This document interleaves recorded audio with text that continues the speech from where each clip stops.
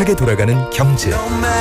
부메랑처럼 다시 기업의 이익으로 되돌아오니까요. 방송 광고, 경제에 큰 힘이 됩니다. 부산 방송광고발전협의회.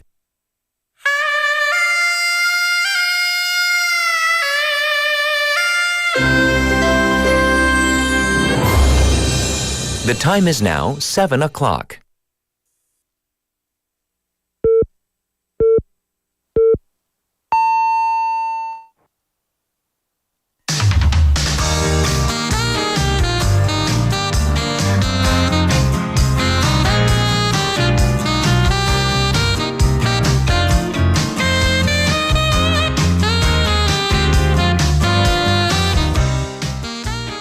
Saying it's cold, I think it just doesn't do it justice. It's not enough because the country is going through its coldest cold snap of the season thus far. Really freezing cold. The wind chill factor has brought down the real field temperatures to 20 below zero in some regions, with up to 40 centimeters of snow forecast for parts of the country. And this level of cold is actually painful and can be incredibly dangerous both for your health and safety. Bundle up in layers, cover your extremities, and please be careful as you head out this morning. I'm Catherine. This is Morning Wave in Busan on Thursday, January 9th on BEFM, 부산영어방송.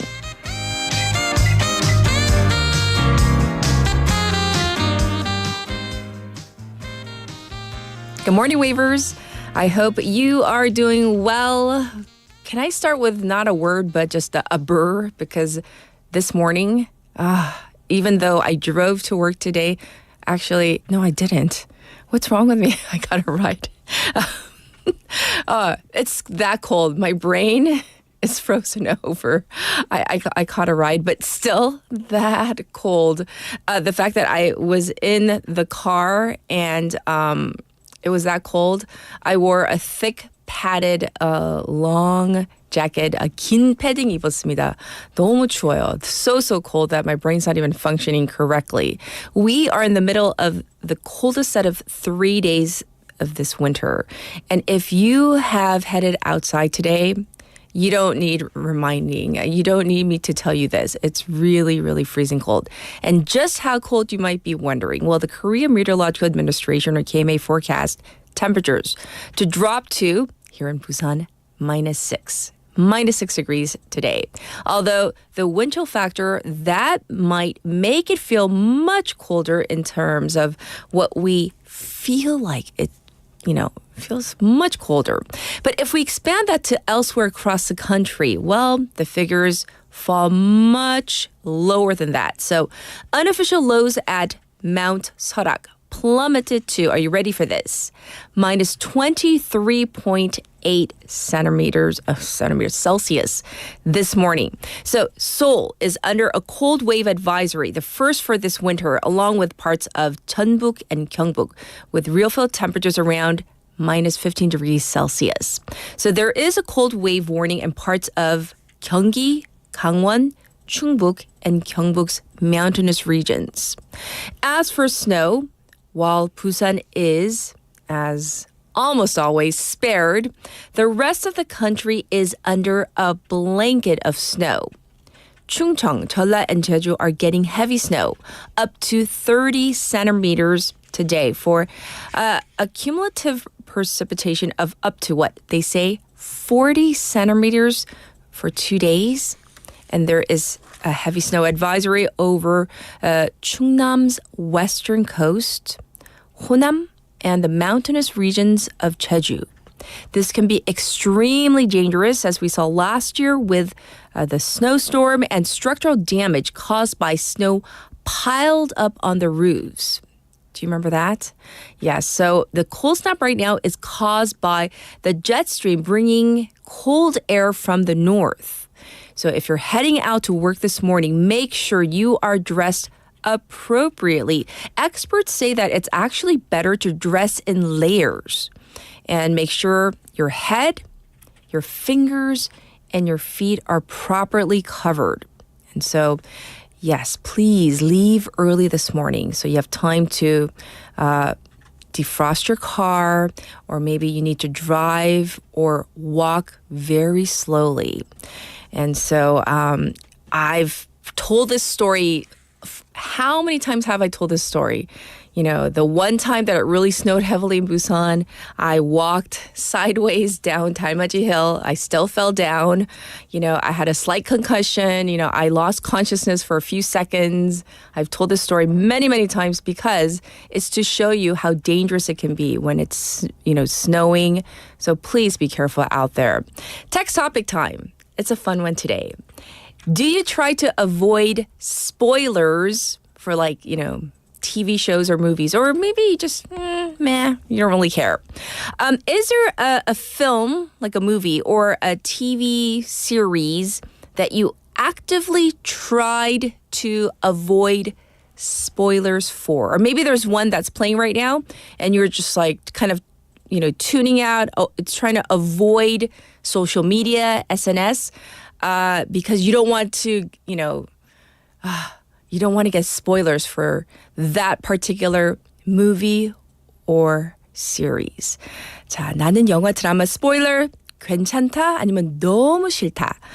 내가 스포 안 당하려면 노력했던 영화 드라마는 저는 개인적으로 스포 당한 거 너무 싫어서 네, SNS 안 보고 너튜브 그런 거 되도록이면 보지 않아요. Because it's everywhere.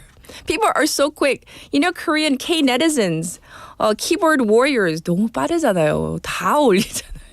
And then like the summaries are so good. 너무 정확하게 짧게 잘 올리시잖아요. 그래서 피해야 돼요. I gotta avoid it. So anyhow, that's me though. You can send in your specific answers by checking out our NoTube channel. So you can check out our specific BFM channel. Go to the YouTube platform, type in BEFM or 부산영어방송 and check us out. So we are live streaming as we speak. Also, you can send in your messages on your phone. Pound 9050 샵 9050. That's going to cost you 101.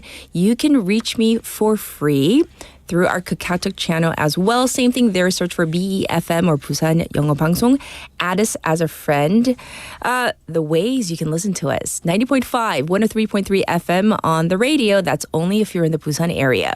Like I said, we're streaming live on YouTube. You can watch us or listen to us at your leisure. Also, two apps, the BFM app itself or the Patbang app, were available on those two. You can download those very easily. Both are free. Looking ahead to our morning together, we have Chris with Beyond the Headlines, and we have Stephanie with City Insights. For our special interview, do you know what CES is? It's the biggest consumer electronics show on earth, literally. It's going on in Las Vegas as we speak, and we're going to get the latest on this. By the way, what do you think is the headliner? It's AI, and literally more AI. That's the biggest theme. So we're going to find out from our expert, what about AI? What's the big word or trends about AI at CES this year? So let's find out with our expert. That's coming up in hour number 2. And we have today's headlines coming up next.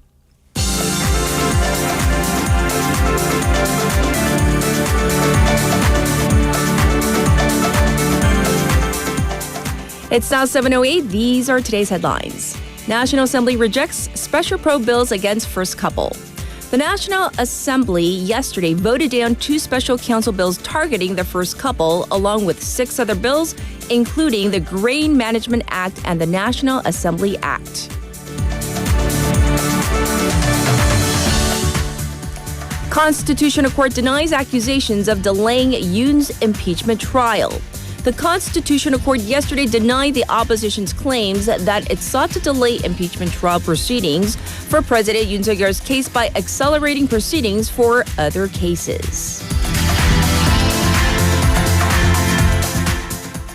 Ex-DP leader Song Young-gil gets 2-year sentence over illegal funds. Former DP leader Song Young-gil yesterday was sentenced to a 2-year prison sentence for receiving 763 million won in illegal political funds from business people. Jeju Air to cut nearly 1,880 flights in first quarter. Jeju Air announced it will reduce its flights in the first quarter of the year by 1,878 in order to enhance its operational safety following the recent crash that killed 179 people. At least 2 dead and thousands of structures destroyed in LA wildfires. At least 2 people have been killed and dozens more injured as firefighters in Los Angeles battle raging wildfires around the city. And these are today's headlines.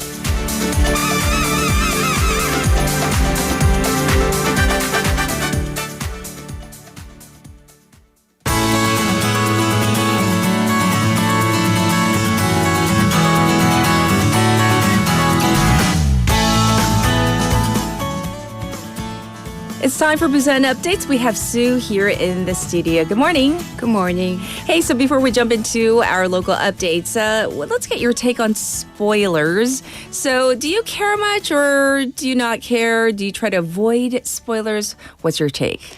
I'm just like you. I would hate it if someone told me what the plot summary is all about, and I would just like shove their mouth. You're like, no. No, thank you. So do you actively try to avoid them? Yeah. And what if somebody did like spoil a movie for you? What would you do? Would you get angry? I would try Annoyed? to forgive that person, but But you would definitely be annoyed, yeah, right? I would let them know. Yeah. You're not having it. Okay. Well, let's get into our first update. The revival of HJ Shipbuilding and Construction brings hope to Busan's economy. So tell us about the company first, and then we'll get into the specifics. HJ Shipbuilding Construction is a leading South Korean company specializing in shipbuilding and construction. It was established in 1937 as Joseon Shipbuilding Company Limited, later renamed Hanjin Heavy Industries before adopting its current name. It operates its main shipyard in Yeongdo. Yeongdo is a historic site for South Korea's shipbuilding industry. Right. The company is renowned for its expertise in specialized vessels such as high-speed patrol boats for the Navy. The company achieved a significant milestone in 2022 with a large number of order increases. Yes. So now we're going to look into the specific numbers of the increase in order intakes, right? Yes. The company reported a significant increase in orders in 2022, achieving approximately 4.7 trillion won, 약 4조 7천억 원, in new contracts. This is more than double its previous year's revenue. In the shipbuilding sector, it secured 1.75 trillion won, 1조 7,500억 won in orders. This is a 300% increase from the previous year, setting a record for its Yeongdo shipyard. In construction, the company achieved 3 trillion won, 3조 in orders, including large public projects like the Saemangeum International Airport, as well as projects in the Philippines. The company also excelled in the naval special ship sector, securing contracts worth 550.4 billion won, 5,504억 원 규모입니다. Despite challenges such as economic downturns and rising material costs, the company focused on high-value sectors such as military vessels and eco-friendly ships. The company has successfully recovered from past financial difficulties. CEO Yoo Sang-chul emphasized that focused management and leveraging specialized fields will continue to drive future growth and enhance the company's value. And yes, and that is definitely good for Busan's economy. So it's good to hear. Thanks for letting us know. All right, next up, Design Council Busan Design 진흥원 collaborated with a world-renowned industrial designer Kareem Rashid to install streetlights and benches at Gwangali Beach. Karim Rashid is a modern artist and digital creator. He's widely recognized as one of the world's top 3 industrial designers with a portfolio spanning diverse fields from small accessories and products to furniture and spatial design. So how did he get involved with our city?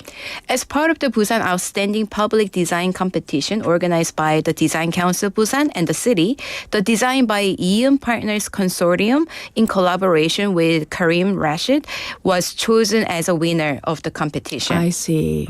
And Rashid visited Gwangalli Beach for an on-site assessment to ensure the practicality and integration of his designs. 2 streetlights and 2 benches were installed as unique public facilities near the Gwangalli Marine Leisure Sports Center at the beach.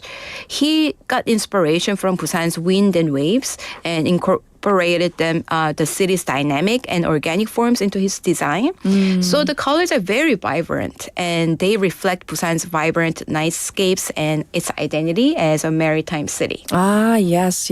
Well, we got some of the visuals up on our YouTube channel just a little while ago so we could get a little taste of his artistry. So very nice. Thanks for sharing that. And next up, let's talk about this, the Songdo District Coastal Protection Project.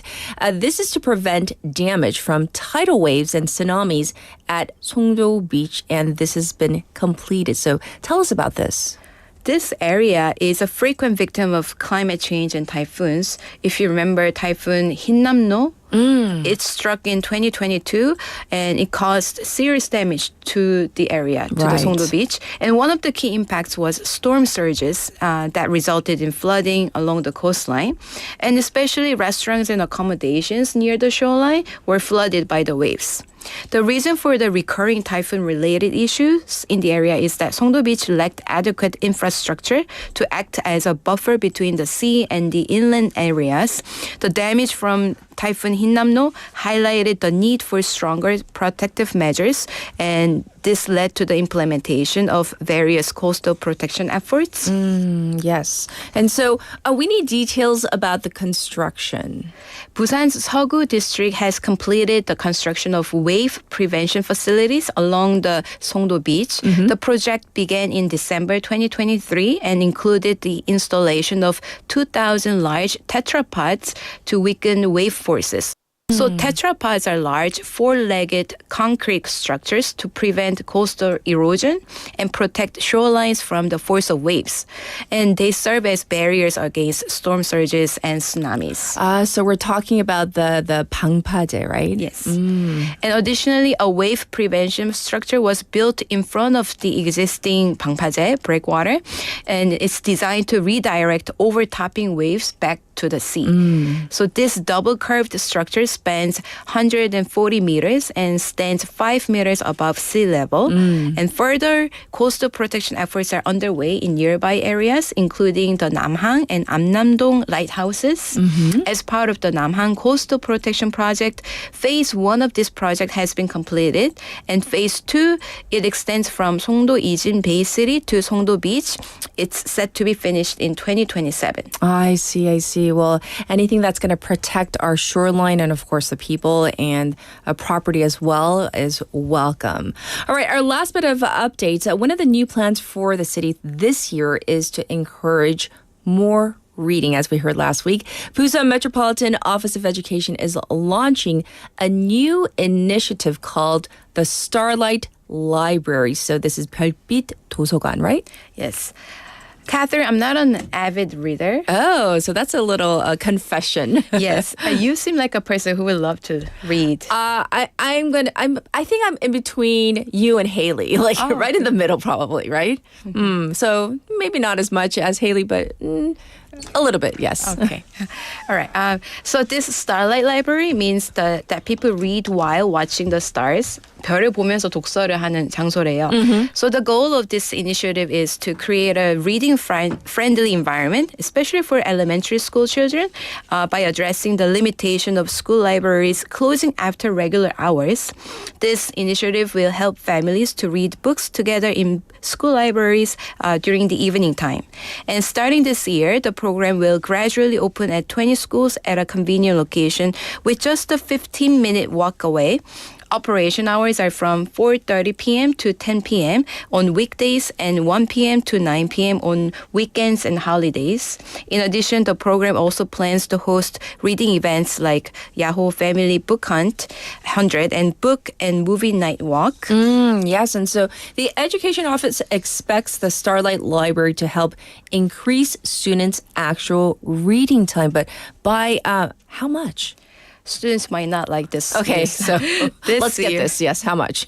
The office has set a higher reading goals. Uh-huh. And 100 books for elementary students, and this is up from 80 last year. And 50 books for middle school students, and this is up from 40. And 30 books for high school students, up from 20. Ah, really? This is doable. My mom used to she used to guide me into every summer, minimum 100 books. Wow. Every vacation.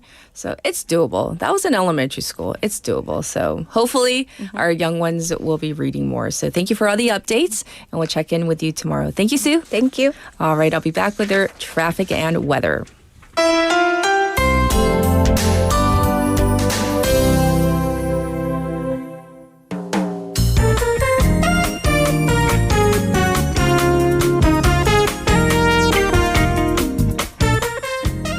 It's now time for your traffic and weather.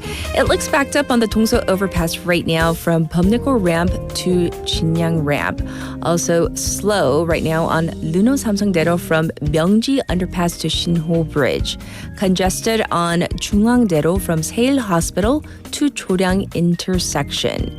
Currently it is minus 4 degrees Celsius in Santum City under clear skies, but with a wind chill factor, it feels like minus 8. The daytime high will go up to just, are you ready for this?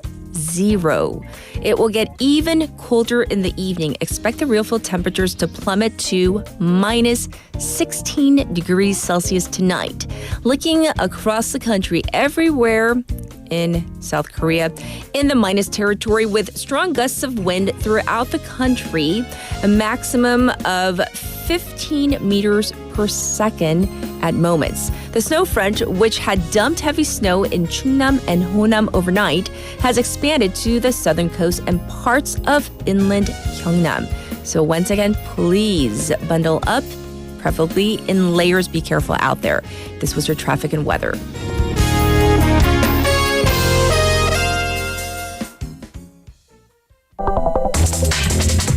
Are you an early bird? Are you up to date on the news? Are you a trendsetter? For all of the biggest issues from Busan to the world and useful information you need, right here on Morning Wave in Busan.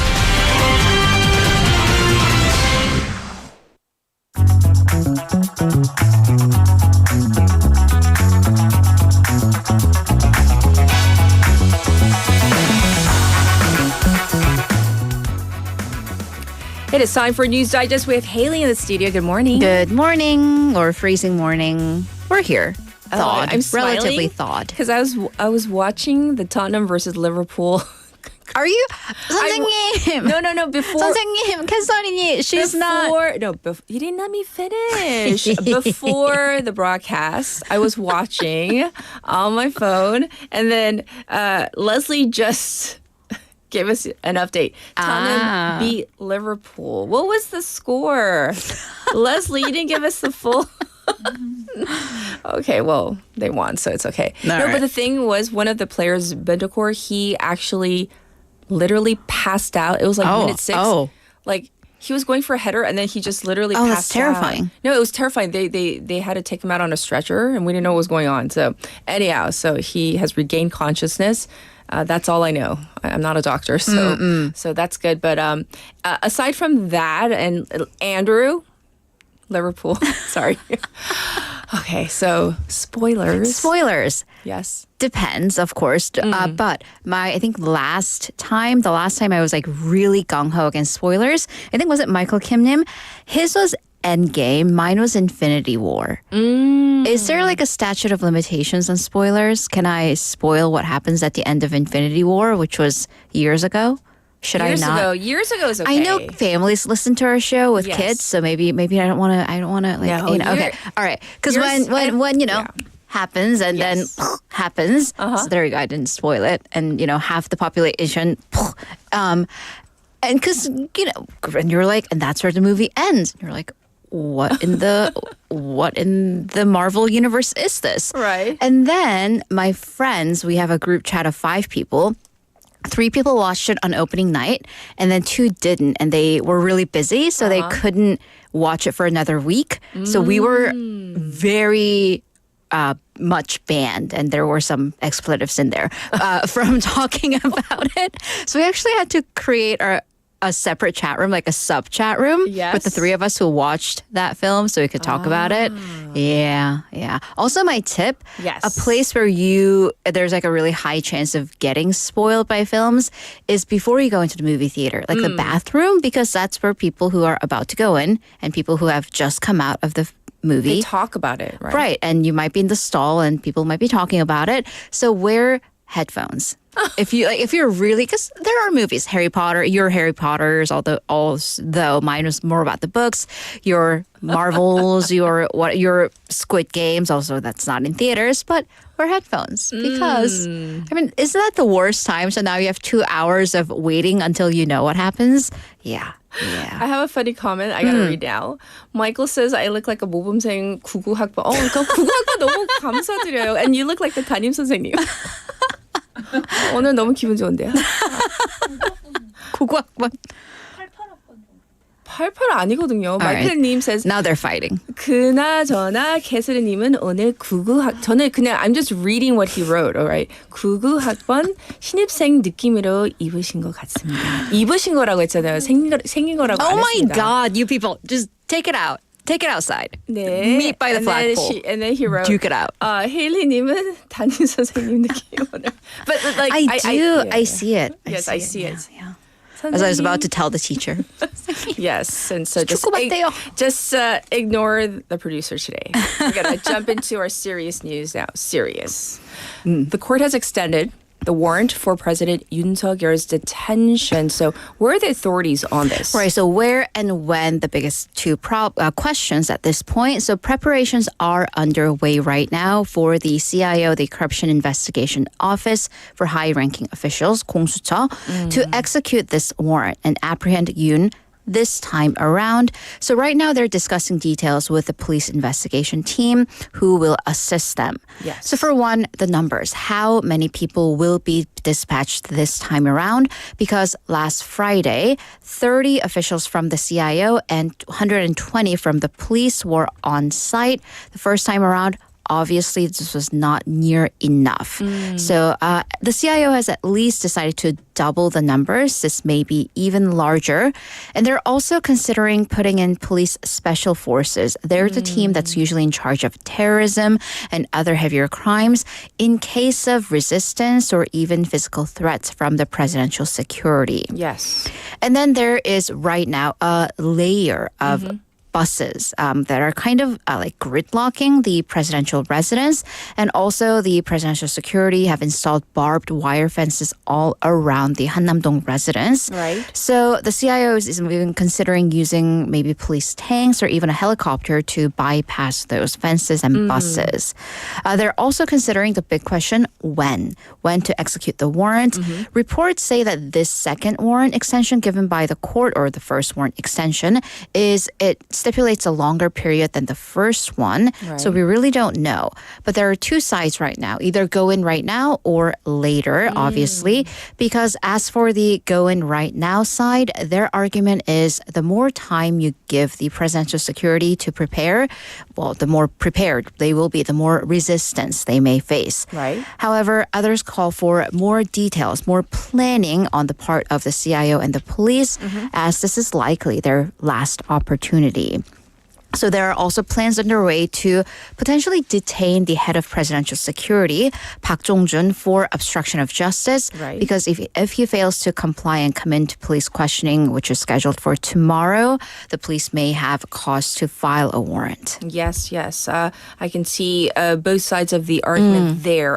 How has the president's side responded to all of this? Right. So they actually put their foot down, saying that they will not respond or comply with an investigation being done via a detention warrant, 체포영장. But, and this is where we need to make that kind of fine-tuned distinction again, the legal team said that the CIO needs to either indict Yoon or request an arrest warrant, 구속영장. So Yoon's side actually did step back a little bit from their previous position because their initial position was that the CIO does not have the right to investigate insurrection charges under the rights stipulated by the CIO Act. However, they will comply with an investigation, but just not under a detention warrant. I see. His attorneys say that, by the way, this isn't goodwill. They've submitted the power of attorney documents to the CIO and saying that this isn't goodwill, considering how people are suffering in the extreme cold in terms of protests, both for and against Yoon's arrest, and even public officials experiencing struggles. So, yeah. There you have it, both sides of what's happening with Yoon Suk-yeol's warrant. And we'll see if he actually does get detained. Next up, let's talk about this. The Transport Ministry confirmed for the first time that the Jeju Air flight did experience a bird strike. And we've covered how most airports in South Korea are near migrating bird habitats. But despite this, some airports do not have bird experts on site. Right, so we're not particularly talking about the accident or the crash, Jeju Air crash at Busan International Airport, but the overall airport security. So under the Transport Ministry standards and regulations, every airport, it needs to have a bird strike prevention committee, Yes. 조류 충돌 예방위원회, and they're tasked with coming up with prevention measures against bird strike. They hold meetings at least every 6 months, Right. and members are to include experts on birds and wild animals as well as airport authorities. So there are 8 airports that are supervised by the Busan Regional Office of Aviation, and that includes Gimhae and Muan airports.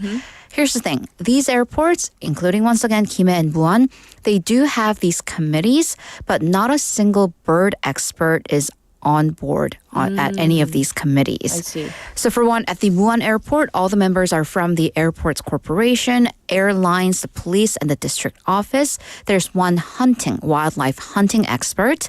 And coming to Busan, at Gimhae International Airport, there isn't a single wildlife or bird expert on the committee. But here's the thing, as we know, Gimhae is near Ulsukdo Island, which is Right. a major migrating bird habitat. Sure. And it actually experienced 147 bird strike in the last 6 years. So here's the thing, though. According to an official from the Korea Airport Corporation, airports are legally, they're mandated to have these committees, but it's not mandatory that they have bird experts on the committee. But given what happened, given where all the airports are, Yes. shouldn't it be is the question. Indeed. Well, hopefully the authorities can address that very question. In the meantime, let's move on to our next topic. Meta said that it will get rid of third-party fact checkers on its platforms. Right. So this is a story that kind of sits on the border of News Digest and even onto kind of a waggle territory because this is something that people are really, really talking about on social media. Right. So Meta, which owns Facebook and Instagram, and keep in mind that this is only for the U.S., but said that they're going to get rid of independent third-party fact checkers on their platforms and let users comment upon accuracy of posts. So this was announced via its CEO, Mark Zuckerberg, who posted a blog post and a video saying that these third-party moderators have been too politically biased and announced that it is time to get back to their roots around free expression.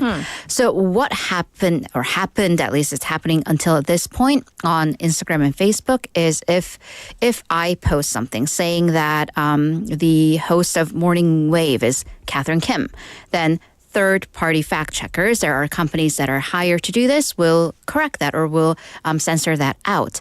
However, under the new rules and the new system, which is what Elon Musk's X uses, there are no third-party fact checkers, but our users, our waivers, can comment, can flag that post saying, her name is not Catherine Kim, it's Catherine Pang. And if enough people do this, that comment will be flagged and have a community note. It'll have like a Yes. comment underneath. But this may not be an independent decision. Pundits say that Donald Trump may have been involved here. Not directly, but the people are kind of getting prepared for the incoming Trump administration. Yes. Because Trump and his Republican allies, they have criticized Meta for its fact-checking policy, Right. calling it censorship and right-wing voices, censorship of right-wing voices. So campaigners against, free hate speech, they have expressed their dismay, but definitely a lot of tech leaders have tried to appease the incoming Trump administration. Sure. So I can see why some people may be concerned about this. And nonetheless, that's what Meta has decided. All right. Lastly, maybe some of you are already counting down to the Lunar New Year holiday. And there was some news that, we heard the news yesterday, that an extra day off has been tacked onto that Lunar New Year holiday. It may very, very well likely be. So the government and the ruling party, they have come to an agreement to designate one extra holiday for the Lunar New Year. So currently, at least in the official iteration, the Lunar New Year holiday is from Tuesday, the 28th of January to Thursday, the 30th. However, the ruling party and once again the government, they have agreed to designate Monday the 27th as a temporary holiday to stimulate demand, to get help people go out there and spend more money and help with the economy. So technicalities do remain, although it's almost kind of a done deal. It does still need to pass the cabinet. But acting President Choi Sang-mok is also on board. Yes. By the way, if it does become officially a holiday, you will get 6 days off. And then if you manage to take that last Friday of the month, the 31st off, that's a maximum of 9 days. And I pose this question to you all. Waivers. What are you going to do? Where are you going to go? What you going to do? What are you going to do if you have 6 days or maximum 9 days? 뭐 하실 거예요? 누구랑 보낼 거예요? 여기 오죠 뭐. You, here, y'all. Me here. What are y'all you going to people. do? But what are you going to do? Where are you going to be tuning in to Morning Wave in 저희랑 Busan from? 보내실 거죠? Yeah. I mean, you can be on the Italian southern coast and still watch us. Yes. Yeah. Technically. Yeah. Yes. All right. Well, we're going to call it a wrap for the news. We'll check in with you in hour number 2. Thank you, Haley. See you in a bit. All right. Well, we're going to take a song break. This is 난 괜찮아 by Jeju as requested by Benny. 네가 떠나면 남겨진 내가 눈물로 수없이 많은 마음을 줬을 거라 너는 믿고 있겠지만 내게 미안하겠지만 난 괜찮아 나를 동정하지는 마 난 괜찮아 난 괜찮아 그대가 나의 전부일 거란 생각은 마 아무리 약해 보이고 아무리 어려 보여도 난 괜찮아 나는 쓰러지지 않아 난 괜찮아 뒤돌아봐 그대의 사랑 같은 사랑 원하지 않아 아무리 아름다워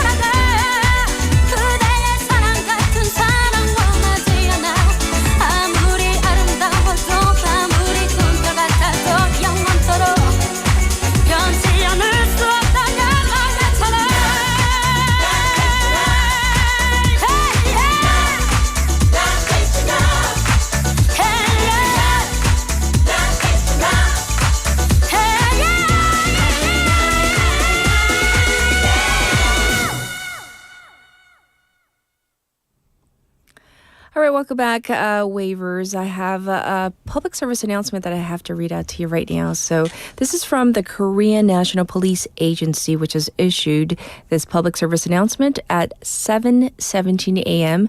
on January 9th, 2025 nationwide. This is regarding the Jeju airplane crash. The Korean National Police Agency is conducting a thorough investigation into defamatory posts and videos that harm the honor of the victims and their families. Spreading false rumors or posting defamatory content and videos indiscriminately is a serious crime. Please refrain from actions that could further hurt the bereaved families. This was a public service announcement from the Korean National Police Agency. And right, they're suffering enough, so I don't understand why people would do that. So let's refrain from any comments that would harm others. All right, now back to our text topic. I've been asking you if you try to avoid spoilers or do you not really care? And I was kind of surprised. Some people really don't care because I have a comment on our KakaoTalk board saying from 조현철 waivers, 저는 크게 상관없어서 그냥 봅니다 for spoilers. Ooh, like for me, like do you like even for like books, like do you ever like go to the end of the book to see like how it ends? Oh, like I resist the urge. I like being surprised. I like shock endings. I love twists and turns. And so some people have mentioned Squid Game as one of the series like that they did not want spoilers for. And I can see why, because it's a very, very exciting kind of series. But for now, we got to get to Kat's Pick.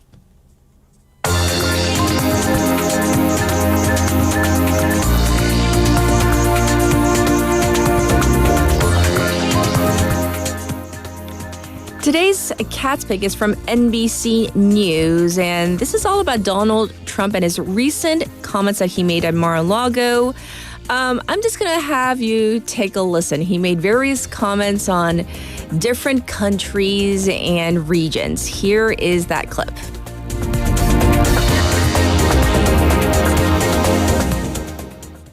In a marathon news conference at Mar-a-Lago, President-elect Trump not ruling out using economic or military coercion to retake the Panama Canal and acquire Greenland. You're talking about Panama and Greenland. No, I can't assure you on either of those two.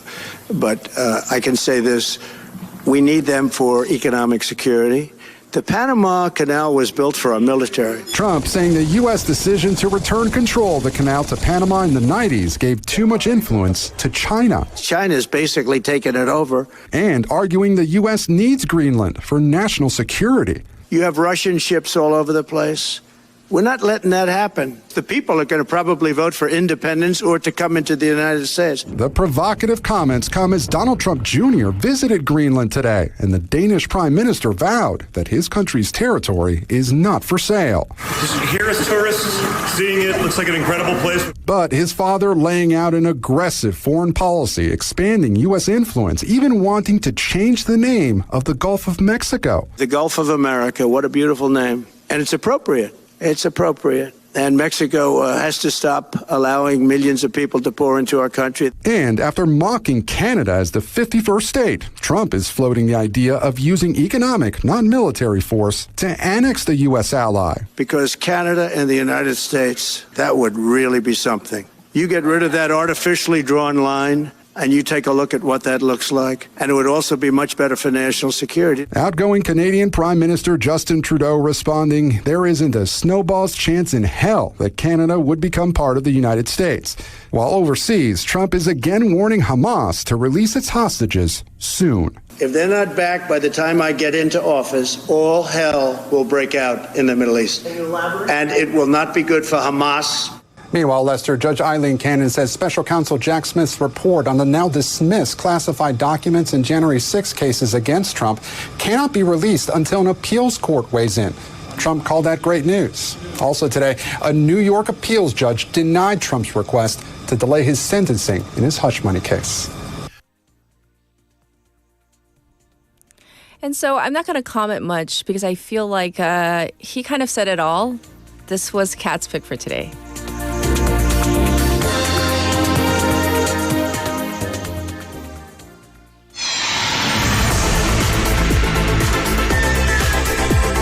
Stay tuned. You're listening to Morning Wave in Busan.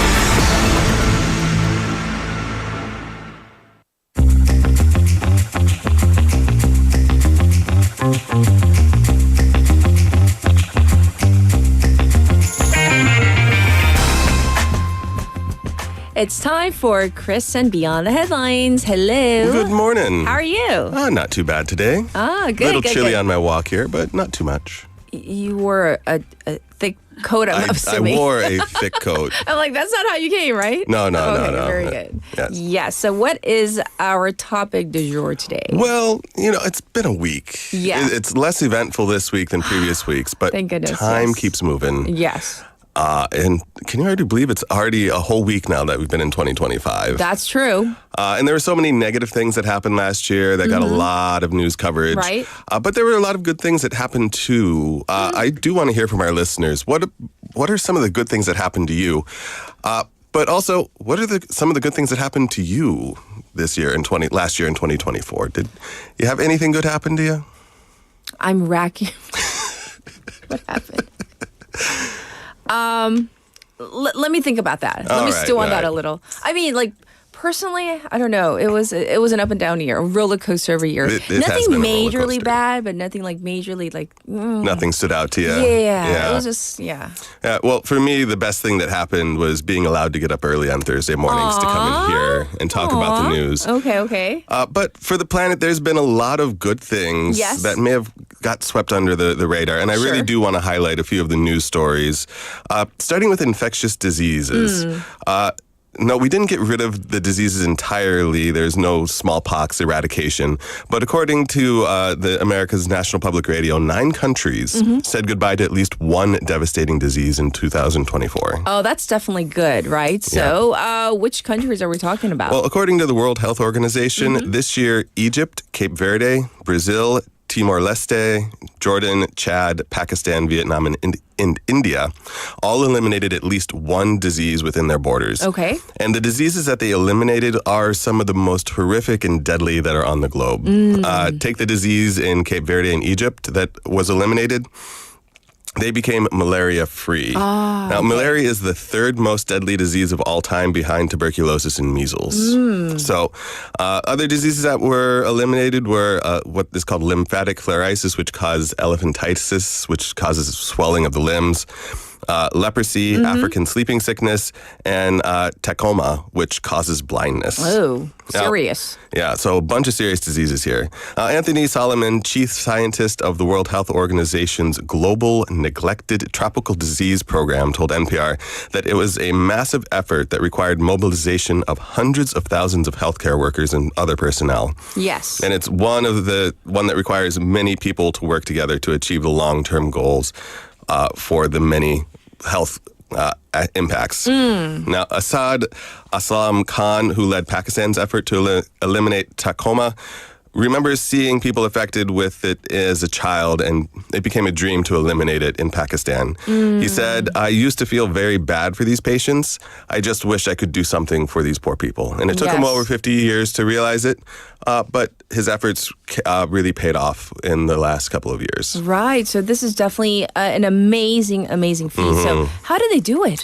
There's a common playbook that they use that are used in more than a dozen countries. Some of these diseases are spread by insects, others are spread by bacteria, but they all involve the same steps. First is to relieve the pain of the suffering of those who are afflicted. And then the second step is to stop the bacteria or pathogen either through antibiotics or other means. Sometimes this means providing basic sanitation like sewers and hot waters. Other times, just medical access. In Pakistan, the biggest step was to build toilets. So you might think like we take it for granted. Yeah. I mean, But basic sanitation. Yeah. For us living in Korea or, for those of you listening wherever you may be. Wherever you are, yeah. We're probably, taking it for granted. Well, let's move on to our next piece of good news. Well, it's a similar story. In 2021, the first malaria vaccine was developed and was recommended by the WHO. And the second was approved in 2023. But the vaccines really aren't worth anything if they're not administered to the people who need it. Right. And the World Health Organization reported that these vaccines have been delivered to 17 endemic countries in 2024. According to the WHO, more than 12 million doses, co-funded by Gavi, the Vaccine Alliance, have been distributed by UNICEF to these 17 countries. Oh, so where are these countries located? These countries are in Africa, where 70% of the global malaria burden happens. These countries are mostly around the equator, including Cameroon, Cote d'Ivoire, South Sudan, and Nigeria, among so many others here. And this is big news because a child dies from malaria every minute. And these vaccines are expected to save tens of thousands of young people every year. Yes. Demand for the vaccine in these countries remain high, but the supply is sufficient. And in addition to these 17 countries, an additional 8 countries are set to receive the childhood immunization program starting in 2025. Now, the vaccine introduction has already resulted in a 13% drop in child deaths from all causes. Meaning significant. That malaria contributes to a lot of these mortality rates. In children, right? Yeah. Right. Okay. So vaccines have already reached over 3 million children in Ghana, Kenya, and Malawi. And it looks like we're on our way to helping improve the lives of so many more. So that's on the health front. Right. So that is definitely good news. And that kind of helps, I think, people in general take kind of a broader perspective on life. Yes. Like our, personal issues kind of fall by the wayside, right? Okay, so what other positives happened in 2024? Well, the world is becoming greener. Okay. According to the BBC, 2024 was a record year for wind power. In Great Britain alone, which doesn't include Northern Ireland, wind generated nearly 83 terawatt hours of electricity, which is up from the 79 terawatt hours in 2023. Yes. Now, this is a major step in reducing the fossil fuel electricity generation, which the government of the UK wants to be less than 5% by 2030. Okay. Now, the UK isn't alone in generating more electricity through wind.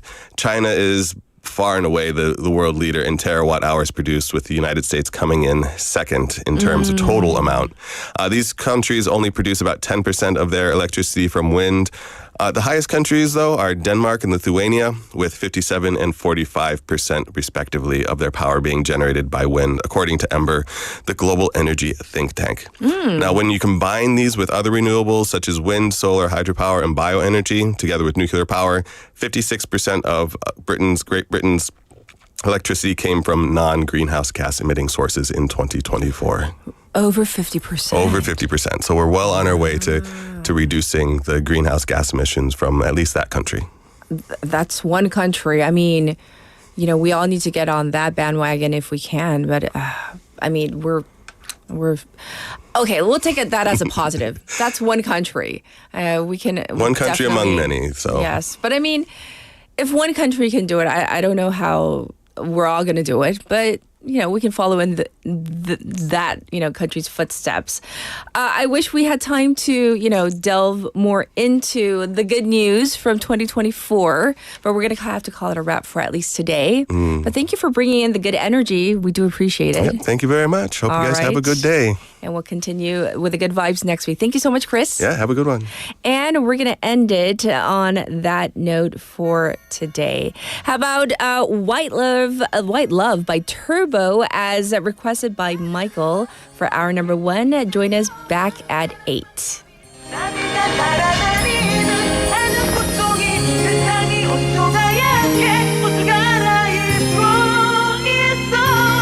Let's party.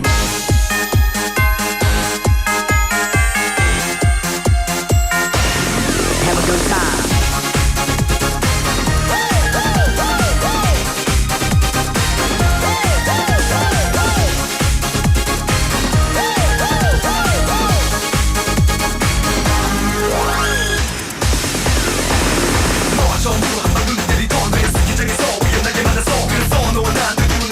넌 나도 특별했어 그때부터 넌 저는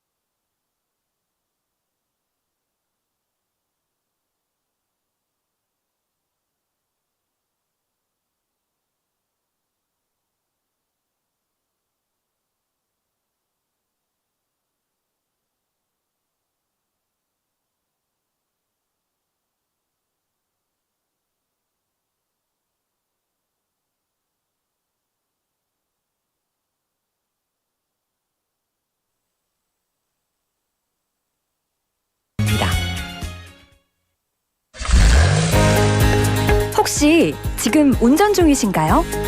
어린이 교통사고 피해자 수는 지난 3년 평균 약 9만 명. 특히 어린이 보호구역 안전 기준이 강화된 이후에도 어린이 보호구역 내 사고는 지속적으로 발생하고 있습니다. 스쿨존에서는 반드시 시속 30km 이하 서행, 스쿨존 내 불법 주정차 금지, 차량 출발 전 앞뒤 좌우 살피는 습관으로 어린이가 안전한 도시를 만듭니다. 참, 운전 중 휴대전화 사용은 모두에게 위험합니다. 우리 모두를 위한 교통안전, 나부터 실천하면 모두가 안전해집니다. 어린이가 안전하게 뛰어놀 수 있는 부산. 아이 키우기 좋은 도시는 우리 모두의 미래이자 희망입니다. 이 캠페인은 어린이가 안전한 부산을 만드는 은행, B&K 부산은행과 함께합니다.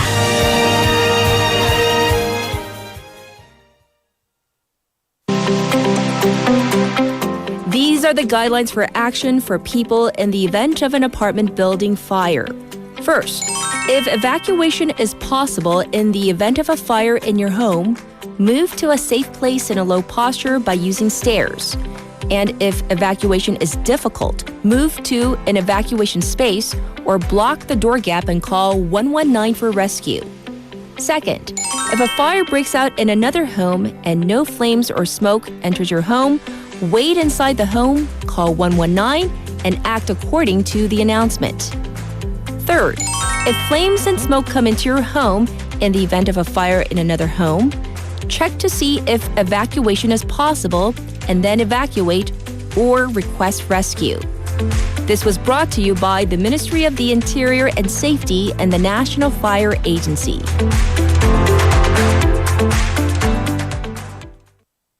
살림꾼 김재우의 살림템 추천. 상틀 바람막이로 실내 온기 지켜줄게. 포장은 다회용기로, 플라스틱 거절한다. 우리 식재료로 유통을 줄이면 탄소를 줄일 수 있어. 이 모든 건 기후위기에 대응하는 지구 살림템. 여러분도 함께해요. 공익광고협의회.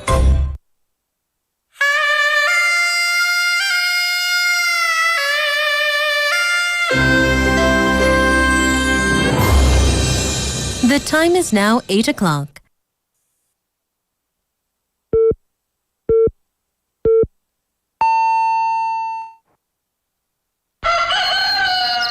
Good morning, Dynamic Busan. Yeah, you're waking up. Time to shake it up.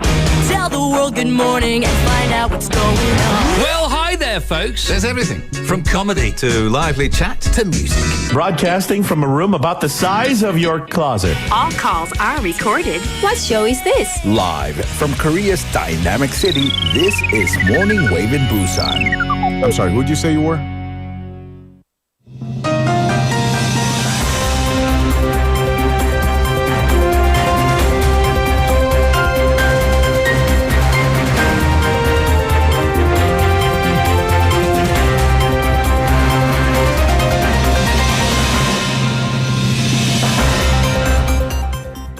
It is now 8 o'clock and this is News Highlights.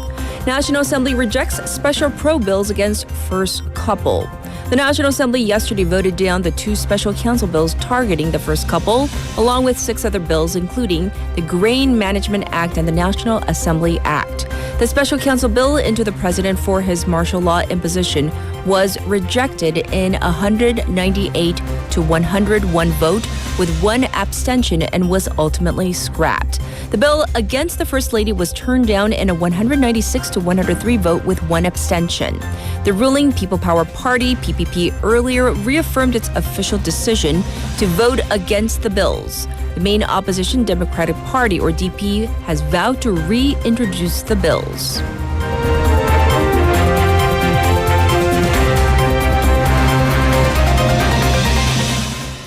Constitutional Court denies accusations of delaying Yoon's impeachment trial. The Constitutional Court yesterday denied the opposition's claims that it sought to delay impeachment trial proceedings for President Yoon Suk-yeol's case by accelerating proceedings for other cases. The DP has claimed that the court started trial proceedings for impeachment cases other than the president's following a visit by PPP floor leader Kwon Sung-dong earlier this week, who did request that the court swiftly and fairly try other impeachment cases. The court, however, said that the pretrial hearings held yesterday for the audit board chair and 3 prosecutors had been set and notified before this meeting.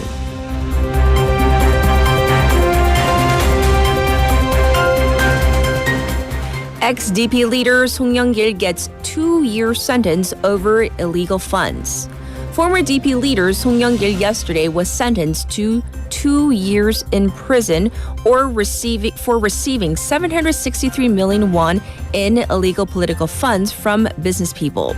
Seoul Central District Court ruled that Song received the money from 7 people under the pretext of donations for his support group, the Research Institute for Peace and Livelihood, from 2020 to 2021. Song was, however, acquitted of charges over his alleged involvement in distributing cash to sitting DP lawmakers in the election for the party's chairmanship in 2021, which he ultimately won.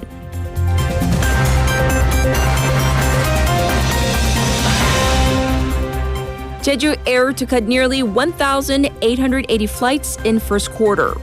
Jeju Air announced it will reduce its flights in the first quarter of the year by 1,878 in order to enhance its operational safety following the recent crash that killed 179 people.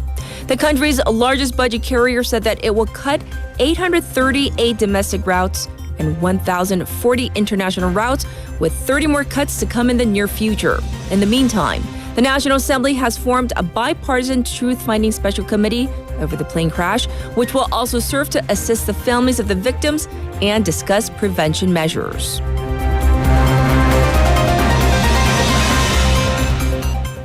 At least 2 dead and thousands of structures destroyed in LA wildfires. At least 2 people have been killed and dozens more injured as firefighters in Los Angeles battle raging wildfires around the city. Tens of thousands of people have been ordered to evacuate their homes as wildfires rapidly tear through several neighborhoods. And California Governor Gavin Newsom has declared a state of emergency on Tuesday local time. President Joe Biden has directed the Department of Defense to rapidly provide additional firefighting personnel and capabilities, including air support, to the state of California.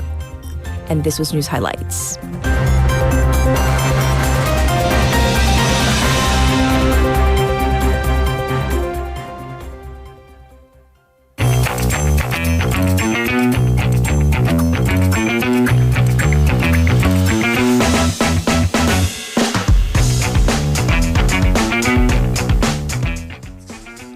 It's time for Wagga Wagga. That means Haley's back. I'm back That's in my right. 2 pants. You're wearing 2 pants? I'm wearing 2 layers, 2 pairs of pants, you know. Not you. Well, yeah. 2 layers? One over the other, right? Thermals? Not thermals. I run really hot. And then, because I think there are 2 types of people. Here I go on my tirade. There are people who dress for the coldest part of their day, aka when they're outside. Yes. And people who dress for the warmest time of their day when the heaters are blasting at my work. And at my other job, the heater is right above my head. Like the top of my head gets so cold. And you know in the summer how like your face gets really oily because of the heat? That's what happens to me at the office. So I'm wearing the refrigerator pants, like the cooler pants, 냉장고 바지 underneath, because it still offers like a layer of protection from the wind, but it's like it's gonna wick away the sweat. Really? Yeah. Yeah. Oh, that heater. I know it's necessary, but man. I'm wearing just 1 pair of pants, but today, for the first time this winter, it's like the kimo, like the fleece is it lined. Fleece lined or is it fur lined? My friends have fur lined pants. I don't know. There's. Let me feel. We're all family here. We're just gonna feel our pants. It's very thinly. So it's fleece lined. Fleece lined. Yeah. Not fur lined, because that makes you look fat. Okay. First story. Okay. This year is the 80th anniversary of South Korea's liberation. Very important. And in light of this, the Patriots and Veterans Affairs Ministry selected the 12 independence movements of the month. But there are some names that are kind of raising eyebrows. Some names, some events. Of course, it's very important to know what they are because they're a crucial part of the country's identity and history. So they include the formation of the provisional government. That will be for the event of the month in April. Yes. The June 10th Manse movement, establishment of 한글날, Hangul Day, of course, in October, and so on. But we're going to look at two cases that are particularly woggly. Yes. So the one is the establishment of 근우회, which was a women's independence group, Right. and the censoring of the Japanese flag on marathoner Son Gi-jung. So he competed under Japan's flag because that was the occupation period. But when he won the gold during the Berlin Olympics, he was photographed. But 동아일보, the newspaper back then, they actually blacked out the flag, and that led to major ramifications. So these are going to be celebrated in May and August, respectively. Here's the thing. These two events they were led by, or at least had significant participation by well-known pro-Japanese 친일 individuals, including the first president of Ewha University, Kim Hwal-lan and Kim Song-soo. So the Democratic Party's, their History and Justice Special Committee says that the chair of Independence Hall, Kim Hyung-seok, whom we've covered before, he's had some controversial historical perceptions or said things to that end in the past, saying that he has called for recovering honor and reputation for these pro-Japanese individuals. So the DP's argument is that Kim, participated in the selection process, perhaps with the intention of the said recovering honor and reputation. Not only that, they also raised questions as to other very well-known, very landmark or milestone movements, including the deaths of martyrs An Jung-geun, Lee Bong-chang, and Yoon Bong-gil, whom we kind of think of as like the top names in the independence movement. Right. And major battles like the Pongho-dong battle and Cheongsanli battle were omitted from the list of 12. Well, what has the ministry said about all of this? Right. So the ministry has refuted any accusations that there were any attempts to improve the reputation of these pro-Japanese individuals, that they were looking at it through the lens of trying to make a more balanced list of different types of movements. But as this is going on, people are definitely weighing in, including the director and one of the actors of the screening film, Harbin, which is about the martyr An Jung-geun. So director Woo Min-ho criticized this issue outright during a meet and greet earlier this week. And actor Yoo Jae-myung, who plays the independence fighter Choi Jae-hyung, said that omitting An Jung-geun, Lee Bong-chang, and Yoon Bong-gil is outside the realm of common sense. And he pointed out that this is not only the anniversary of the liberation, the 80th, but also 120th anniversary of 을사늑약. This is 을사년, the year of the blue snake, which is a treaty where Japan forcibly took away Korea's diplomatic autonomy, widely seen as the beginning of the occupation period, and saying that such events should never be repeated. Well, okay, enough said. There's that. Yes. We'll leave it there. All right, next, some high schools are under fire for holding an inappropriate quiz show. So what is this about? Right. So there's this YouTube channel, Pishik University. They're very well-known comedy channels. And one of the skits that they do is called Narak Quiz Show, where people have to answer a series of tough questions. And it's not like, where's the capital of this? It's kind of like asking if there's a K-pop group member on. Rank your fellow members by like their singing ability, dancing ability. It's like asking Catherine, who do you like more, me or PD님? All right. Right. What do I say? Exactly. That's the thing. You can't win is the point of this quiz show. Right. So, all right. So that's all. PD님 사랑해요. 뒤늦게. What am I? On air. In any case, so this can be fun if it's, personal, no feelings hurt. Right. I don't know. I might cry after. But this is when people cross the line. Yes. And in inappropriate places. All right, so we're going to turn a little bit serious. Well, the Anti-Corruption and Civil Rights Commission, they reported that because they have a big data of public complaints coming in, they saw a huge spike in complaints from the education offices of Gyeonggi, Ulsan, and Gwangju recently. So they dive in, looked at the complaints. Why these schools, they're kind of doing, well, because was it Michael Kim Nim? He went to his son's Hakewe, the talent show. Right. So they're doing like high school and middle school festivals and talent shows. And as some of the games, the schools had their own versions of this, inappropriate quiz show, like the tough questions quiz show. But this wasn't like, which teacher is your least favorite? This was, here's a question that was posed. I'm scared. Okay, what's the question? Yeah, all right. Okay, here we go. Question, pick the most useless movement. Was it the March 1st independence movement? And we're picking the most useless, 쓸데없는. The African American civil rights movement, 흑인 인권운동. The feminist movement. Or the Dongdeok Women's University's anti-co-ed movement.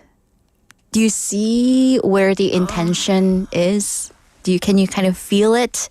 What is the intention? Well, I mean, that's a great question. Netizens are criticizing this, that it's inappropriate to hold these kind of events, or that is just an inappropriate question. None of those. I mean, why?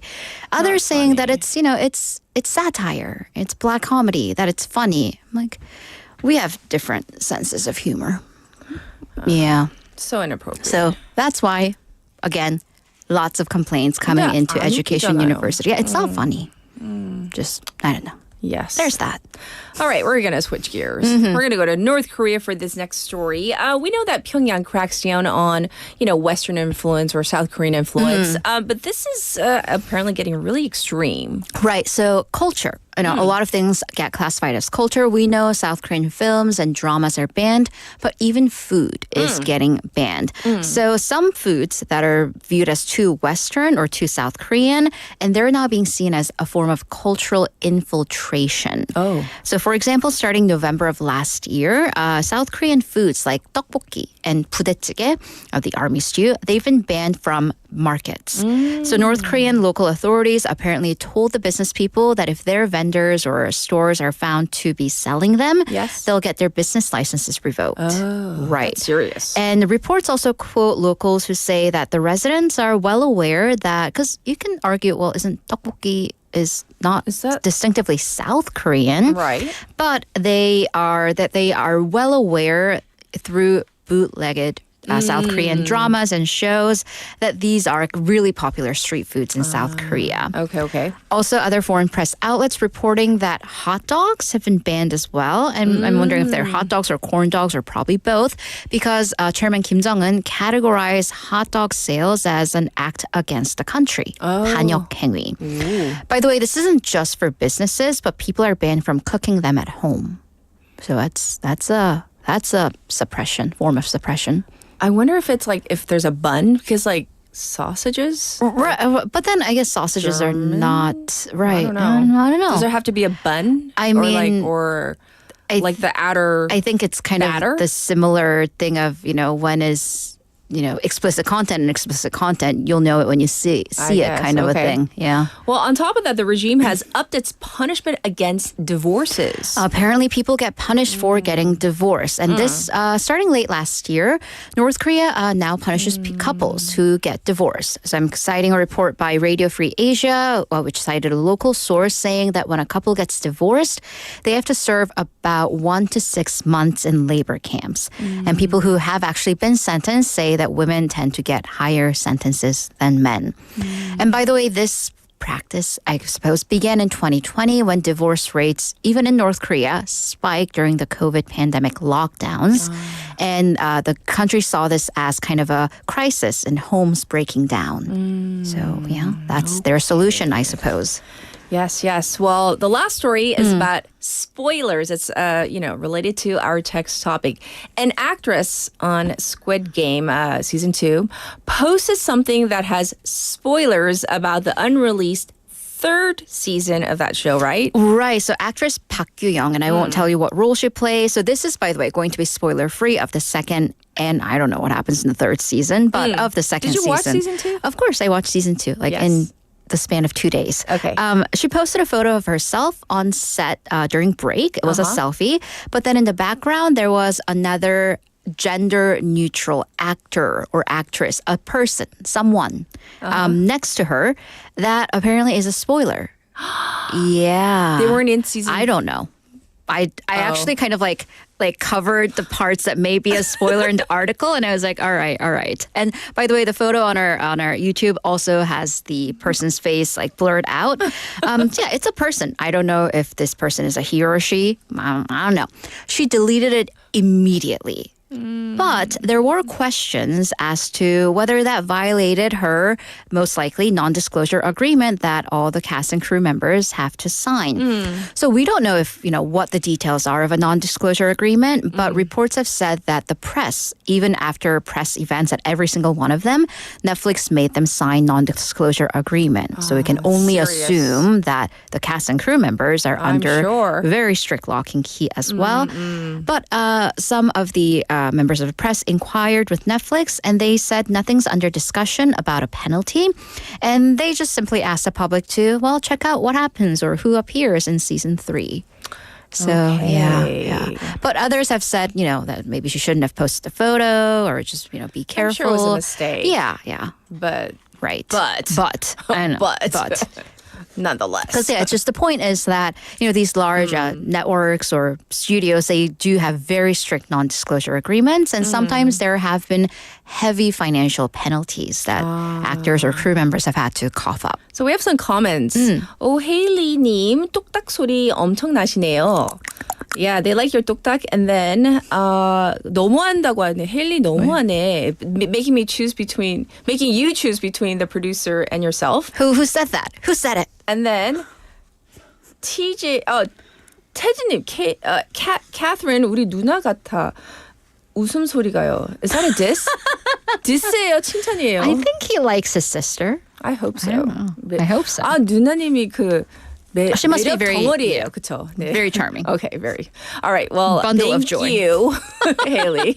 We're just self-complimenting ourselves, We're just in fantasy land. Yes. And we'll check in with you tomorrow. Bye. All right, here's your traffic and weather.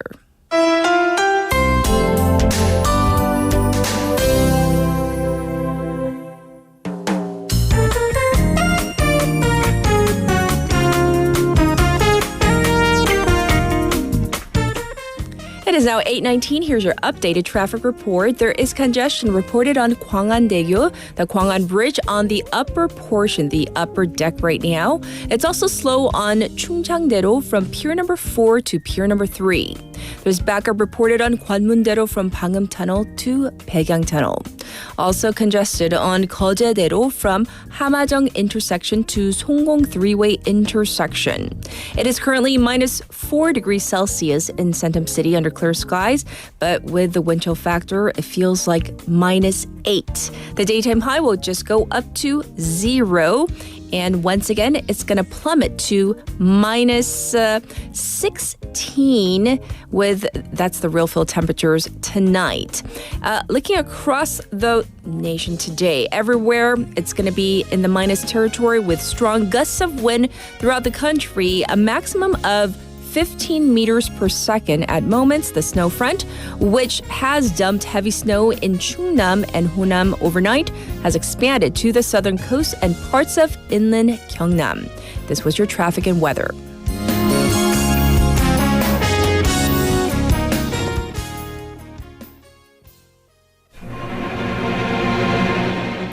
And this is I Love You by Position.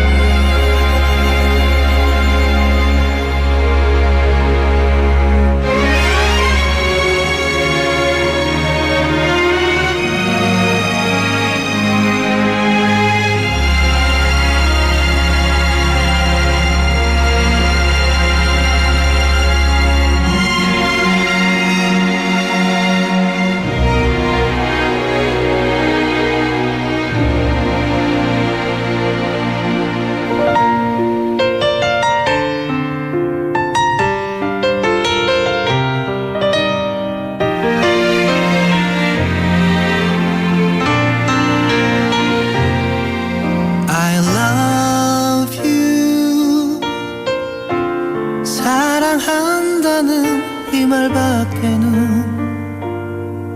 해줄 말이 없네요. I love you.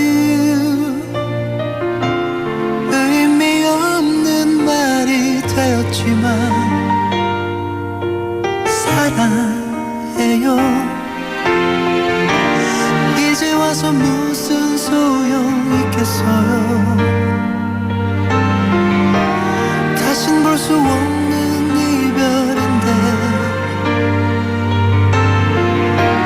돌이킬 수 없는 걸 잘 알고 있지만 어떻게든 그댈 잡아두고 싶은 걸.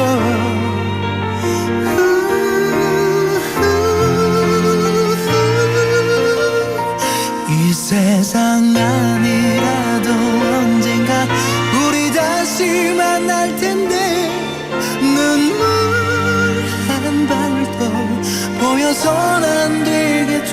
사랑에 빠지게 만들었던 미소로 날 떠나요. 그 미소 하나로 언제라도 그대를 찾아낼 수 있게.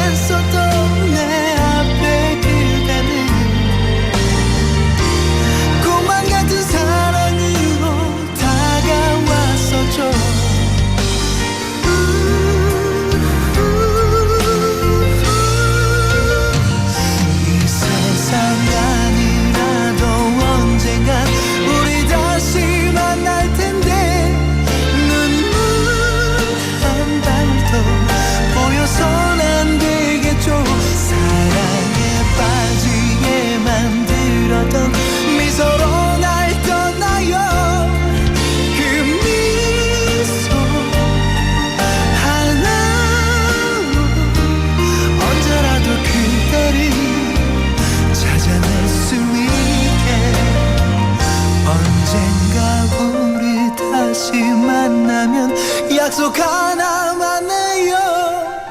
이렇게 아프게 너무 쉽게 헤어지 사랑하진 마.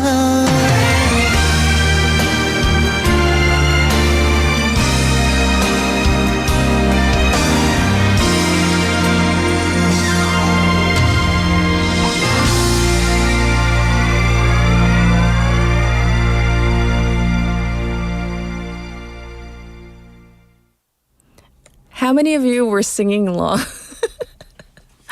to that song? That's such an oldie but goodie. And also, you guys are the funniest. I was having fun reading your comments on the YouTube board.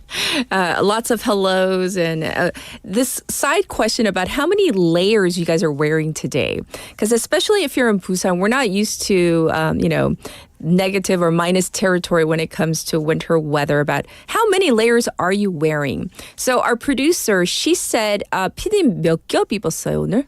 겉옷까지요. 4겹? 4겹 속옷까지 다요? 4겹? 오케이. 4겹 입으셨대요. 저는 그 패딩까지 3겹 오늘 입었는데 a lot of people are saying on the board like 6겹을 어떻게 입으세요? Like how do you wear 6 layers? Is that even doable? Like I don't get it, but some people are saying they're wearing 6 layers. 고수님 패딩까지 하면 6겹. 그러니까 are you talking about like your pants too? Like how can you wear 6 layers? I don't get it. 6겹이요. 추위를 많이 타시나 봐요, 고수님. Yeah, so like Haley mentioned, she's wearing like 2 pairs of pants. Like for example, like for me, 저는 내복은 절대로 안 입는 편이라서 조금 네. Well, to each his or her own. Whatever gets you through the winter, that's fine. Today we talked about spoilers, and it seems like most of you don't like spoilers. You know what's one spoiler? Back in the day, one series that really kind of like cliffhangers, right? 정말 이거 보고 와, 다 next season 꼭 봐야 되겠다. Do you remember back in the day Friends? Friends 기억나시죠? When Ross said Rachel's name 그 결혼식 때 그 자기 그 와이프 이름 아니고 Rachel 이름 얘기했을 때 and then like that was the best cliffhanger ever and then like it was like the next season and then I didn't get to watch the first episode like right away. But my friends were like dying to tell me like what, and I'm like, don't tell me. If you tell me, I was like, if you tell me, I'm going to kill you. That's what I said literally. So that was like one instance. I was like, if you spoil that episode for me, I'm not going to speak to you. 그래서 그때는 정말 I was, 스포일러 당할 뻔했는데 친구들이 얘기 안 했어요. Because I said, I threatened them that I was going to kill them literally. But I didn't, of course. And they didn't spoil it because they knew my temper. I would have really not spoken to them for at least a month. Well, we're going to get into our special interview. So I'll be back with our expert in just a moment.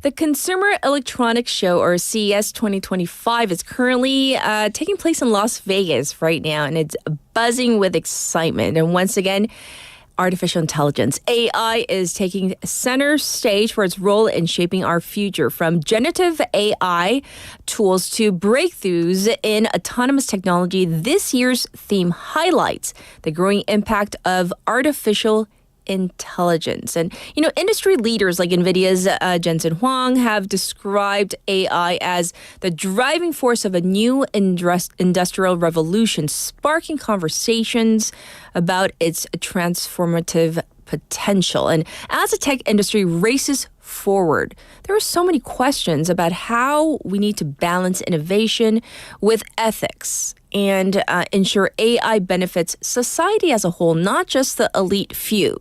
So let's hear from an expert. We have invited Professor Andrew Maynard, scientist, author, thought leader, professor of advanced technology transitions in the ASU School for the Future of Innovation in Society. So this is at Arizona State University. Hi, Professor. Thanks for joining us. Hi, it's great to be here from a slightly warmer Phoenix, Arizona. I'm so jealous. We're so jealous because we're in, negative territory right now. So Happy New Year to you, first of all. Thank you. You too. Yes. So CES, the Consumer Electronic Show, is obviously like the biggest event that showcases everything that's related to electronics. And, this show... this version for this year is showcasing a very wide range of AI applications, from generative AI to autonomous systems. But Professor, what do you think are the most exciting AI developments showcased this year? So the show actually started with a bang with Jensen Huang of NVIDIA making a number number of announcements that really set the world of AI on fire. I think there was a lot of hype there, right? Let me be clear about this. I don't think that the world is going to change overnight with these. But some of the really exciting things coming along are things like a personal desktop computer that is so powerful that you could take something like ChatGPT and have it running on your personal computer rather than having to access the internet. There was also a lot of talk about AI agents. So these are forms of AI that are just beginning to come out that you can actually ask to do specific tasks. Like you can ask it to organize your emails or plan travel or even organize meetings. And it'll go away and do all of these things without you intervening. So I think that's going to be one of the next big things this coming year around artificial intelligence. Yes. And so, many believe AI has the potential to address global challenges as well, Professor, really improving things like healthcare access and even enhancing personalized education, which here in Korea, everybody's really into education, or even combating climate change. So can you share with us some examples of how AI is already making a positive impact in some of these areas? Yeah, so actually, I think it's complex because we're just beginning to see some of these really powerful uses. So, for instance, if you look at healthcare, there's research that is showing that AI, working with human scientists, is able to discover drugs that we just couldn't discover on our own, which is incredibly exciting, but it's still at that early stage. It'll be a few years before we see those in the marketplace. Similarly, with climate change, people are getting very excited with how they can work with AI to solve seemingly intractable problems, like how do you make renewable energy cost efficient? How do you create new materials so you can actually generate renewable energy even more effectively? But people are finding that even though this potential is there, it hasn't been quite realized yet. And there are a lot of pitfalls between where we are now and actually seeing some of these transformative advances. And so you already mentioned Jensen Huang or Huang, the CEO of NVIDIA, describing AI as a driver of a new industrial revolution, really transforming industries and creating opportunities. So what are your thoughts on this perspective? Do you agree? It sounds very kind of grandiose, but what are your thoughts? It does, doesn't it? And I've got to say, I've been working in emerging technologies for decades now, and every time something big and new comes along, somebody says this is the next industrial revolution. So it gets a bit tired. But I think this time we may be right. And if I was to go out on a limb, I would probably say that if AI delivers on its promise over the next 10 years, it's going to be bigger than the previous industrial revolution, simply because it is going to change every aspect of everything we do. A little bit like steam did in the big steam industrial revolution, but at a much, much greater scale. Really? So which industries do you think will experience the most dramatic changes? So sadly, those industries where we use our brains, so leadership, management, intellectual sort of endeavors. So people like me, a professor, for the first time in my career, I'm now worried about my job. The people that do manual labor, I think they're pretty safe at the moment. So it's those of us that use our brains and our minds to earn a living should be worried. Really? And so what are some of the potential risks that we should be aware about, that we should be cautious about? Yeah. So as with every powerful technology, there are downsides. There are ways that either it can be used to great harm, and I think people have taken that very seriously, but there are a lot of unintended consequences. So I'll give you one example. If you look at something like ChatGPT or any other generative AI system that you can talk to and have conversations with, they are incredibly persuasive. We just want to believe them and we want to just accept what they tell us. And that opens things up to persuasion and manipulation, either intentional if the AI or somebody tries to persuade us to think in a certain way or believe certain things, or it might be unintentional. There might be biases in the system where it nudges us in directions that it maybe shouldn't be nudging us in. So things like that actually really concern me. And then, of course, if you're looking at agentic AI, so these AI agents that are going to be doing things for us, what happens if they do things that we don't want or don't need, or begin to manipulate society at a grand scale in ways that we can't understand and can't control? Those sort of things keep people awake at night. Yes. And so going in that direction just a little bit more, Professor. So what other concerns should we have? Because as AI continues to advance, there are definitely more concerns to be had, whether it's about the ethics, about the biases, about the safeties. I mean, just this past year or two about the deepfakes, about copyright issues, things like that. People are definitely concerned. So what are your thoughts on these fronts? So I think there are a lot of concerns, probably too many to list here. But one of the biggest concerns that I have is the question of how do we develop this technology responsibly? And by responsibly, I mean, how do we ensure that people's lives are better with AI rather than worse? Because I don't think we can stop AI. And we're not entirely sure how to do that at the moment. So that is a big issue. But going back to this question of deep fakes, there's also a really important issue of authenticity. So even now, if people are reading stuff online or they're watching videos or looking at pictures, it's harder and harder to tell whether that was generated by artificial intelligence or humans. Right. The authenticity of what we see and experience is being eroded. And I think that is a fundamental challenge that we've got to work out how to deal with. Indeed. In terms of the tech industry, it does seem to be moving at this unprecedented pace, with, of course, AI leading the charge. So much so that for the layperson, for the average Joe, so someone like me, it's really hard to keep pace with the changes. So if, you have the power to influence its direction, what priorities or principles would you emphasize, Professor, to ensure that the technology not only benefits the elites, the people in the know, but, society, people like me and our listeners, while trying to avoid as much harm as possible? Yeah. It's such an important question. And so this is what I work on. So when you introduced me, you gave me my title of a Professor of Advanced Technology Transitions.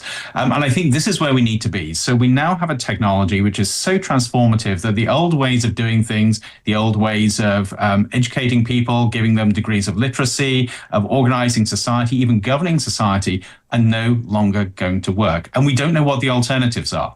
So to me, the most important thing is for people across the world from every sort of background, set of expertise, begin to come together and ask, what does it take to navigate this AI technology transition responsibly? And we need to generate new knowledge, new ideas, but we also need to generate new ways of putting them into practice. And that involves, and this sounds very, very grandiose, but I think it's important, it involves ways of collaborating between countries so we get our act together, so ultimately we see humanity benefiting from AI. Because if we don't do this, if we just default to letting things run wild, my guess is things are not going to go well. Yes, indeed. And many people are wondering, though, our listeners are sending in questions about, in your opinion, what are the kind of the coolest tech gadgets or developments that were highlighted? Because, we're not that, I guess like that on the cusp of AI or, that tech savvy. So what do you think were the kind of the coolest tech gadgets or developments that were highlighted? What were you most excited about? Yes. Yeah. So this is always a difficult one. This is going to be really embarrassing. I mean, I'm a bit of a geek at heart, even though I study the downsides of technology. I love these things. Yes. So you've got developments in augmented reality with these glasses that you put on that sort of overlay what you're seeing with digital information. I think those are coming on. Something we haven't seen so much at CES, but it's sort of there under the surface, is humanoid robots that I think are going to be transformative over the next few years. But we have seen a lot of non-humanoid robots. But the thing that I covet the most from what I've seen, and this is going to be really embarrassing, is the little Marumi robot that has been touted. And I don't know whether you've seen this. It looks like a little toy. It's a furry robot, looks like a little lemur or something that you attach to your arm or the sort of band of a bag. And all it does is it looks around with these big baby eyes, and if it's startled, it hides away. So it's just like a cute little animal. That's the thing. If I had my wish, that's what I would buy from CES. Really? I mean, it's no, because like I thought it would be some like really high tech tool. Yeah, I know. At the heart, I'm a low-tech person that is way too shallow and just enamored with big baby eyes and a furry robot.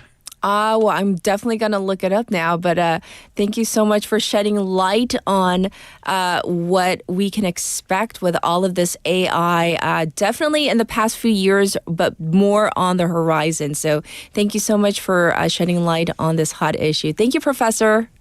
It's been my pleasure. This was Professor Andrew Maynard, and we talked about AI and more AI. So as he said, there is no stopping AI. And what was really interesting about his interview also was the fact that he said it's not really the low-tech jobs or the manual labor or laborers that should be worried. It's about the people who, the brains that should be worried. He's worried about his job as well. So this was your special interview. I'll be back with Stephanie in just a moment.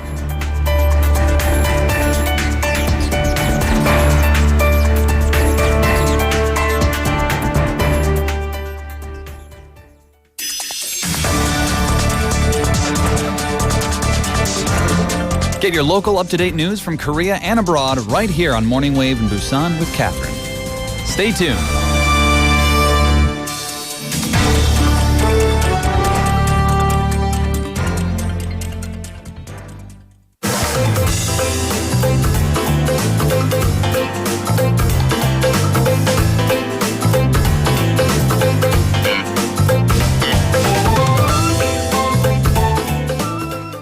It is now time for City Insights. We have Stephanie here. Good morning. Good morning. Happy Thursday. I know. How are you? So cold. I'm still cold. How many layers? Right now, wearing? 4. But I have one more. So 5. Yes, 5. Okay. At least 5, right? At least? Yeah. How many layers are you wearing? 3. Only 3. Ne복, of course. No ne복. Oh no. you have to wear ne복. No, I refuse. Really? Yeah. Oh, they're like part of me. Oh, it's like From attached? October to like April. Seriously? I'm from Arizona and everything's cold. If it's like lower than 15. Seriously? Yeah. Is it just me? No, we have another one. See? No? I think she wears ne복 year round. Yeah. Like, we're making her into a grandma. No, I'll show you mine too. No, it's okay. We have 고수님. He wears 6 layers. Oh. And he keeps on saying 보여드릴 수도 없고 안 보고 싶어요. 네. 별로 보고 싶지 않아요. 6 layers. We'll take your word for it. 6 layers. 6 layers. I know. I don't think I've done that. 6. I was like, how do you wear it? 어떻게 6 layers 너무 답답해요. Yeah. 네. Okay, let's jump into our first insight. What do you wear? What do you have first? What do you wear? I'm stuck on the 6 and 5 layers. I can't wrap my mind around that. Okay, sorry. Oh, you're so cute. Okay, so for our first insight, I want to talk about learning. Okay. It's a fresh start to the year, and I'm sure many of you are thinking about learning something new, whether it's picking up a new language, mastering an instrument, learning to make the perfect cup of coffee, or even helping your children with their studies. This is the perfect time to start. So first, Catherine and our listeners, do you have anything you want to learn this year? What do I want to learn this year? I want to learn patience, but a lot. Okay, I'm just kidding. I want to relearn Spanish. Ooh, relearn it. Yes. So you learned it in high school? Yes.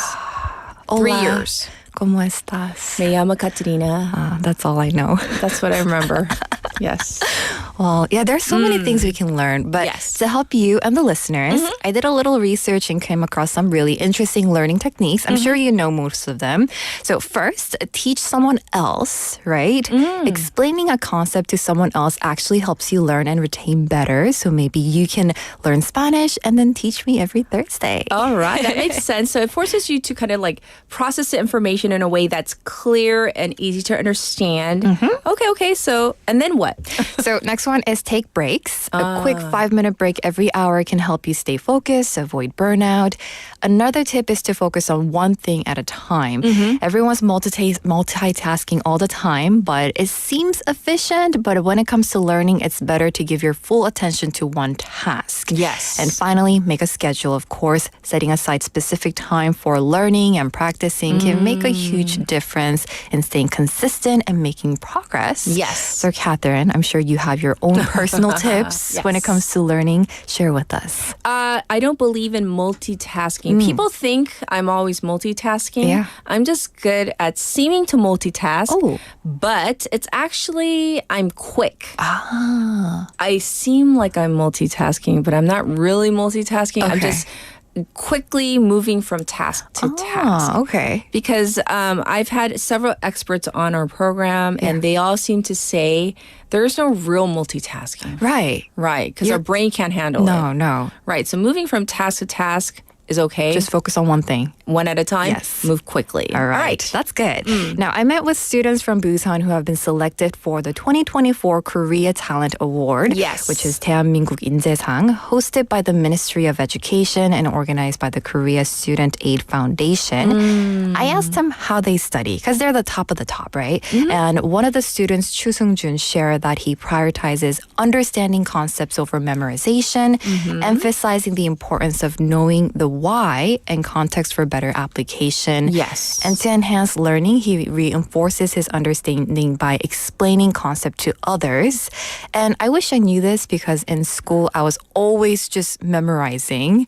And also, student Jung Min-ho shared that he finds studying more effective by appreciating the beauty in subjects, even those he doesn't enjoy.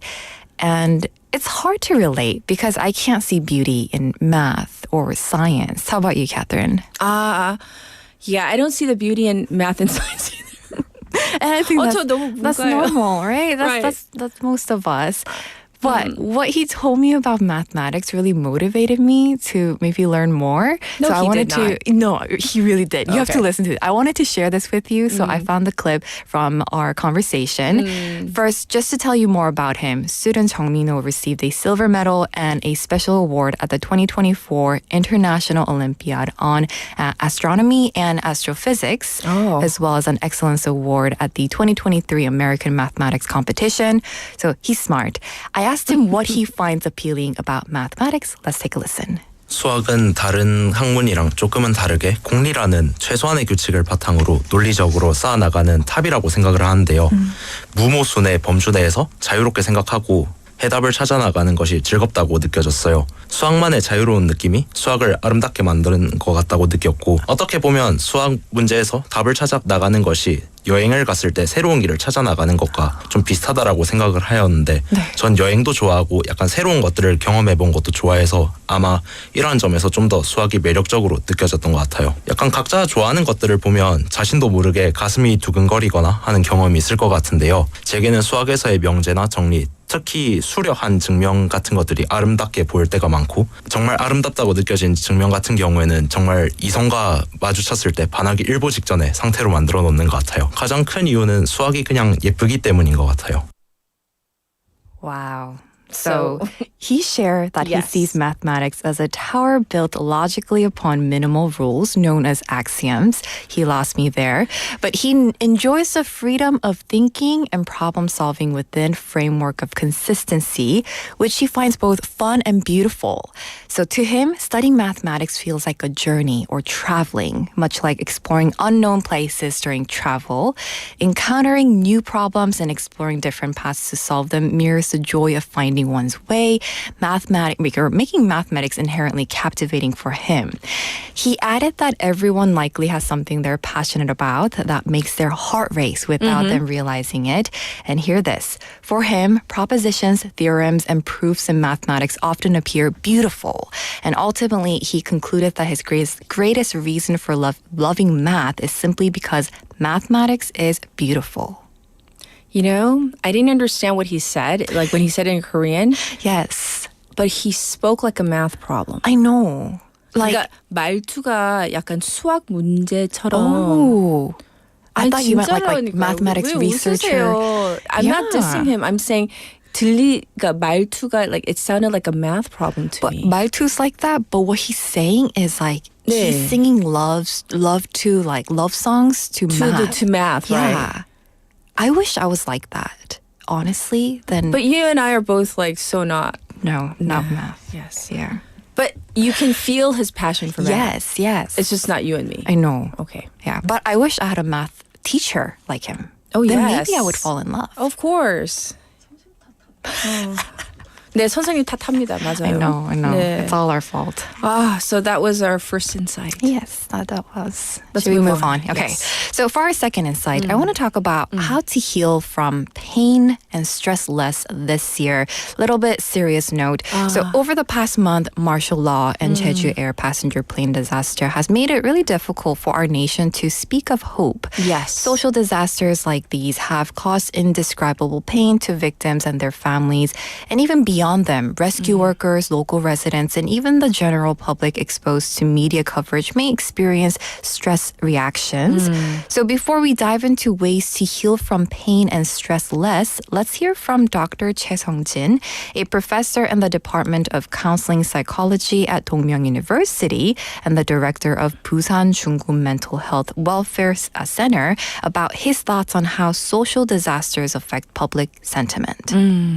대중 매체에 노출된 이 국민들도 이러한 사회적 재난으로 스트레스 반응을 경험하는 경우들이 많은데요. 이를 이제 급성 스트레스 반응이라고 하는데 이러한 외상은 마음에 큰 충격을 줍니다. 외상을 직간접적으로 경험한 사람들은 생존을 위해서 이 고통스러운 기억이 반복적으로 떠오르게 되는데 또 이 사건과 유사한 상황을 접하게 되면 이제 불안이나 공포를 느끼게 됩니다. 때로는 이 사소한 일에 과민하게 반응하고 불면, 집중력 저하의 과각성을 보이기도 하고 친밀한 관계 형성에 또 어려움을 겪게 됩니다.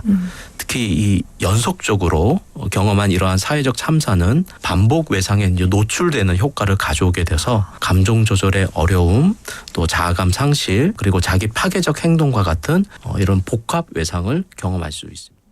So the general public exposed to media coverage may experience acute stress reactions. Trauma deeply impacts the mind, leading to recurring distressing memories, anxiety, and fear in similar situations. And many experience negative emotions like guilt and despair and struggle with irritability, insomnia, and concentration. Successive disasters can intensify these effects, leading to complex trauma, emotional instability, and difficulty maintaining close relationships.